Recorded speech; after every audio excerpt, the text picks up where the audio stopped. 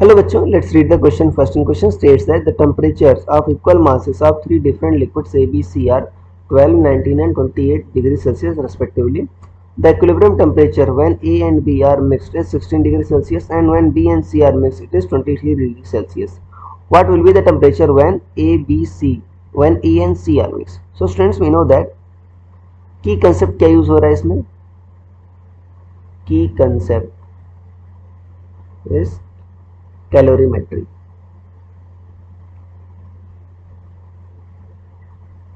अब यहां पर क्या है, आपके पास तीन बॉडीज हैं या लिक्विड्स हैं। पहला क्या है ए, इसका जो टेम्परेचर है क्या है 12 और इसकी स्पेसिफिक हीट आप S1 मान लो। दूसरा क्या है बी, इसका टेम्परेचर क्या दे रखा है 19, इसकी स्पेसिफिक हीट आप S2 मान लो। और तीसरा क्या है सी, इसका टेम्परेचर है 23 और इसका स्पेसिफिक हीट आप S3 मान लो। तीनों का मास सेम है, तीनों का मास आप mm मान लो। अब वो क्या इस केस में मान लेते हैं, शुरुआत में कह रहा है अगर आप A और B को मिक्स करते हो तो इक्विलिब्रियम टेम्परेचर क्या होता है 16 डिग्री सेल्सियस होता है। तो आपको पता है कि जब दो मासेस को मिक्स करते हैं तो Q एक्सेप्टेड क्या होता है, Q आपका गिवन के बराबर होता है। अब देता कौन है हीट, जो बॉडी हाई टेम्परेचर पर होती है, एक्सेप्ट कौन करता है जो बॉडी लोअर टेम्परेचर पर होती है। तो ए और बी को जब हम मिक्स करेंगे तो जाहिर सी बात है बी हीट देगा, ए हीट लेगा।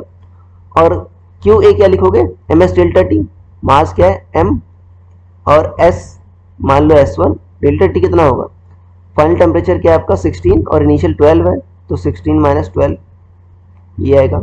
और क्यू एक्सेप्टेड कितना होगा, इस केस में होगा m इंटू मास सेम है m इंटू S2 इंटू कितना होगा 19 से 16 जा रहा है वो, तो 19 माइनस 16 तो कितना होगा आपका 4S1 equal to 3S2।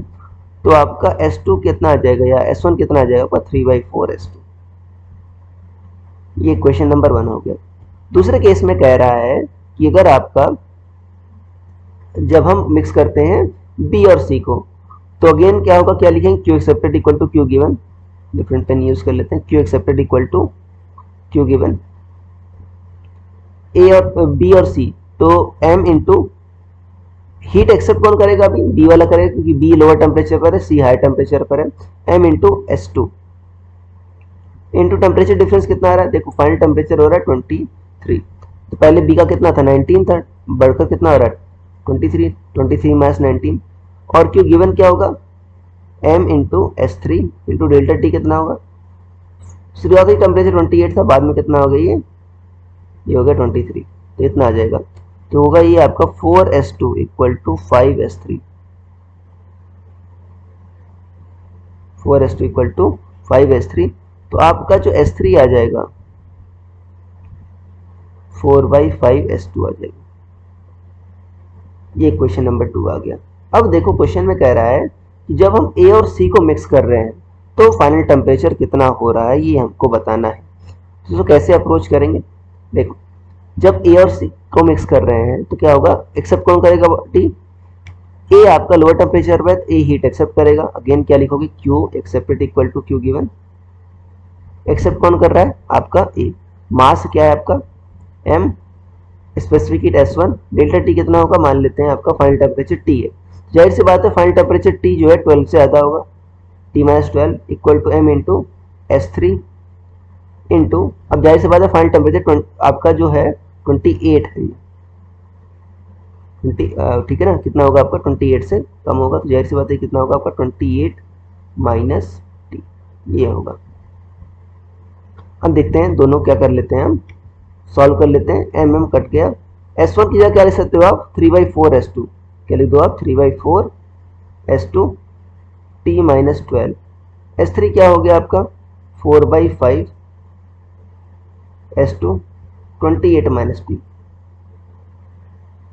S2 cancel out हो गया। अब क्रॉस मल्टीप्लाई कर लो तो कितना आ जाएगा यहाँ पर 5 3 15, 15 इंटू टी माइनस 12 कितना आ गया 4 4 16 इंटू 28 माइनस टी, तो कितना आ जाएगा ये, इसको आप मल्टीप्लाई करोगे तो आ जाएगा आपका 15t माइनस 15 2 30, 15 1 15 और कितना आ जाएगा आपका 180, और कितना आ जाएगा आपका 16 इंटू 28 16 इंटू 28 करोगे तो 448 आ जाएगा, माइनस 16t। 16t को इधर ले आओ तो कितना आ जाएगा, 31t इक्वल टू 180 प्लस 448। अगर हम ऐड करते हैं तो ये आता है 628। तो t कितना आ जाएगा आपका, 628 डिवाइडेड बाई 31। जब हम डिवाइड करेंगे 628 को 31 से डिवाइड करेंगे तो कितना आ जाएगा, 20.26 आ जाएगा लगभग, 20.26 डिग्री सेल्सियस ये आ जाएगा। ये फाइनल आंसर होगा आपका। So I hope you understood it well.